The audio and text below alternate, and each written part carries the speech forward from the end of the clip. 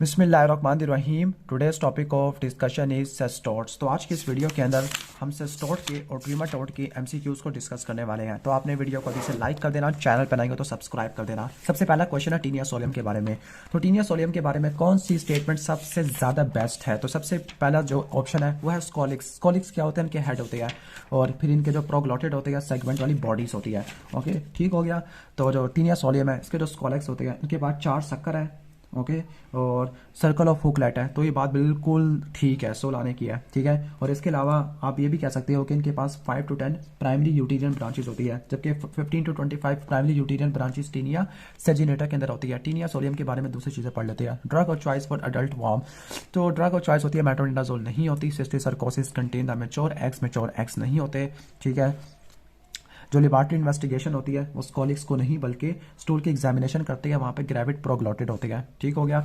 Next question है cysticercosis is most likely to be acquired by. Cysticercosis कैसे acquired हो सकती है? तो अगर फूड है वो फीसेस से कंटामिनेटेड है उस केस में ये ट्रांसमिट हो जाती है, ठीक हो गया। तो injection of under cook pork, sorry, ये drinking water contaminated with the faeces of infected women. तो ये होती है सिस्टिसरकोसिस, लेकिन जो टीनियासिस होती है वो रॉ या अंडर कुक मीट के ईट करने की वजह से होती है। क्वेश्चन नंबर 3, डाइफेलोबोथरियम के बारे में क्या सबसे ज़्यादा एक्यूरेट है? तो यहाँ पर एक्यूरेट वाले ज़्यादा आ जाते हैं। तो डाइफेलोबोथरियम है, पहली बार डाइफेलोबोथरियम को फिश टेप फॉर्म बोलते हैं, ठीक है। इसके 2 सकिंग ग्रुप्स होते हैं, कोई हुक नहीं होता, जबकि 4 सक्कर्स और सर्कल ऑफ हुकलेट है जिस तरह उसके अंदर थी टीनिया सोलियम के अंदर। तो काइनोकोकस ग्रैनुलोसस के अंदर भी बिल्कुल ऐसे ही होता है। अच्छा, हम इसको पढ़ रहे थे। Cattles are the most important intermediate host. इसके इंटरमीडिएट होस्ट कॉपीपोर्ट्स होती है। मेगालोब्लास्टिक एनीमिया हो सकता है, ठीक है। ओके, विटामिन B12 की डेफिशिएंसी की वजह से। एमसीक्यू नंबर 4 है रिगार्डिंग इकाइनोकोकस ग्रैनुलोसस। तो ड्रग और चॉइस मेट्रोनिडाजोल नहीं होती, ठीक है। तो इसके जो हम कह सकते हैं कि जो डेफिनेटिव होस्ट होता है वो डॉग होती है, इंटरमीडिएट होस्ट शीप और ह्यूमन होती है। 5th एमसीक्यू में चलते हैं। एक हेडेक की हिस्ट्री है, वॉमिटिंग की हिस्ट्री है, कन्फ्यूजन है यानी CNS से रिलेटेड है और ये काइनोकोकस ग्रैनुलोसस को इंडिकेट कर रहा है, ठीक है। सिस्ट लाइक सैग बनना शुरू हो गया है। तो कॉजेटिव एजेंट कौन सा होगा? ठीक है, एक तो सिस्टिसरकोसिस होता है और दूसरा हाइड्रेटेड सिस्ट डिजीज होती है। अगर सिस्ट लाइक सैक वो बता रहा है तो मोस्ट प्रोबेबली वो किसको इंडिकेट कर रहा है? टीनिया सोलियम को, जो कि सिस्टिसरकोसिस करवाती है।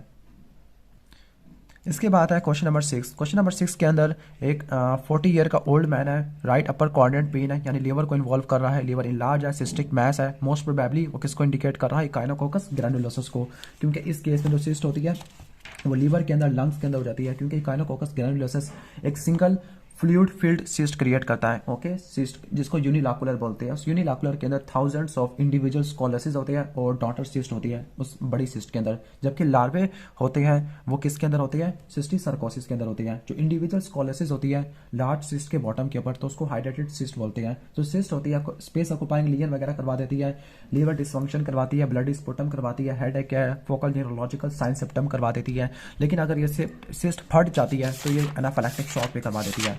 इसके बाद नेक्स्ट चैप्टर की तरफ आते हैं, तो वह है ट्रीमाटोड। तो ट्रीमाटोड में पहला शिस्टोसोमियासिस के बारे में करेक्ट स्टेटमेंट किया, फिर मैनसोनी की बात करेगा, फिर वो मैनसोनी जपोनिकम दोनों के बारे में बातें करेंगे और लास्ट में वो एक सिनारियो देगा। तो स्टार्ट करते हैं यहाँ से शिस्टोसोमियासिस। तो सबसे ज़्यादा जो बेस्ट स्टेटमेंट क्या होती है वो क्या होती है इनकी? तो इसके मेल और फीमेल डिफरेंट होते हैं, ओके, सेपरेट होते हैं, हर्माफ्रोडाइट नहीं होते। ह्यूमन इन्फेक्ट हो जाएगा बाय पेनिट्रेशन ऑफ सर्कारिया। तो बेस्ट ऑप्शन है 1B, ओके, ठीक हो गया।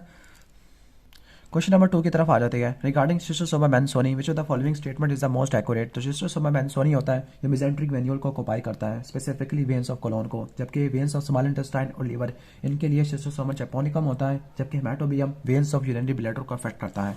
इसके बाद एमसीक्यू नंबर 3 है विच of the following is the drug और चॉइस फॉर शिस्टोसोमा मैनसोनी एंड हेमाटोबियम। तो हेमाटोबियम और मैनसोनी के लिए ड्रग और चॉइस होती है प्राजिक्विंटल है। इसके बाद लास्ट क्वेश्चन नंबर 4 है। क्वेश्चन नंबर 4 के अंदर इतनी बड़ी स्टेटमेंट लिखी हुई है, लेकिन आपको मैं काम की बात बता देता हूँ। वो काम की बात ये है कि ओके, वो काम की बात ये है कि जो इसके अंदर जो एग्स है वो टर्मिनल स्पाइन के, आप इसको पढ़ लो तो मोस्ट प्रोबेबली क्या होगा? शिस्टोसोमा हेमाटोबियम को इंडिकेट कर रही है।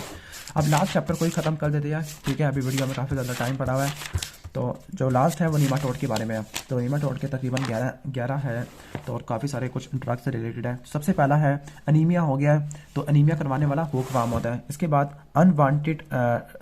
अनवाश रॉ वेजिटेबल है तो उसकी वजह से स्कैरिस होता है। फ्लैरीफॉर्म लार्वे की पेनिट्रेशन है तो कौन सा होगा, स्ट्रैंगुलाइड स्टरकोलाइस है। इसके बाद जो शूज़ वगैरह नहीं पहने हुए थे तो निकेटर अमेरिकैनिस है। इसके बाद लंग्स है और निमोनाइटिस करवा सकता है, कफ और वीजिंग है तो वस्कैरिस है। ड्रग और चॉइस कौन सी होती है, अल्बेंडाजोल मेबेंडाजोल वगैरह यूज़ करते हैं। ओके, रेप्डेडिफॉर्म लार्वे देखने को मिल रही है। जो रेप्डेडिफॉर्म लार्वे होती है दो में होती है, स्ट्रैंगुलाइड्स में और हुकवार्म में, तो स्ट्रैंगुलाइड्स है। पेट के अंदर जो ड्रग और चॉइस होती है स्ट्रैंगुलाइड्स के लिए आइवरमेक्टिन होती है। फिर फीवर माइल्जिया हो गया, वाइट ब्लड सेल काउंट बड़े पड़े हैं, इयोजिनोफिलिया हुआ है। क्वाइट लार्वे है with in the skeletal muscle, तो स्केलेटल मसल के लिए ट्राइचिनिल आपने याद रख लेना है। इसके बाद कोलिसिस्टाइटिस पेनक्रियाटाइटिस है, गैस्ट्रिक म्यूकोसा के अंदर लार्वे है तो मोस्ट प्रोबेबली एनिस कैसिस सिंप्लेक्स को इंडिकेट कर रहा है। पैरी एनल ईचिंग है तो वो इंडिकेट करता है किसको, पिन वॉर्म को, जिसके लिए हम स्कॉच टेप वगैरह टेस्ट परफॉर्म करते हैं। और जो पिन वॉर्म के लिए ड्रग और चॉइस कौन सी होती है, हम यूज़ करते हैं अल्बेंडाजोल मेबेंडाजोल वगैरह। ठीक हो गया, तो जल्दी जल्दी हमने नेमाटोड के सारे एमसीक्यूज़ को ख़त्म कर लिया है। तो अगर आपको वीडियो अच्छी लगी है तो वीडियो को लाइक कर देना, चैनल पर नहीं हो तो सब्सक्राइब कर देना। ऑलमोस्ट हमने पैरासाइटोलॉजी के सारे एमसीक्यूज़ को डिस्कस कर लिया है। ओके, पहले हमने लास्ट में से पढ़ा था पैरासाइटोलॉजी के, फिर हमने इनके हर चैप्टर वाइज एमसीक्यूज़ को डिस्कस कर लिया है। वीडियो अच्छी लगी है तो वीडियो को ज़रूर लाइक कर दिया करो, चैनल पर नहीं हो तो सब्सक्राइब भी कर देना। मिलते हैं नेक्स्ट वीडियो में, तब तक के लिए अल्लाह हाफिज़।